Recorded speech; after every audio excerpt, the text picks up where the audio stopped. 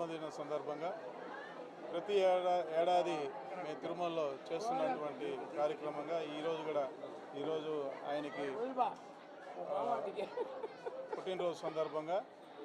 664 కొబ్బరికాయలు కొట్టి కర్పూరం హారతి ఇచ్చి బేడి ఆంజనేయ స్వామి వారికి అర్చనలు చేయించి ఆయన ఆయుర ఆరోగ్యాలతో సుఖశాంతులతో ఉండాలని, అదేవిధంగా ఈ తెలుగు ప్రజలందరికీ కూడా ఆయనకి ఎన్నో సేవలు అందిస్తున్నారు కాబట్టి ఆయనకి మంచి భవిష్యత్తు, అలాగే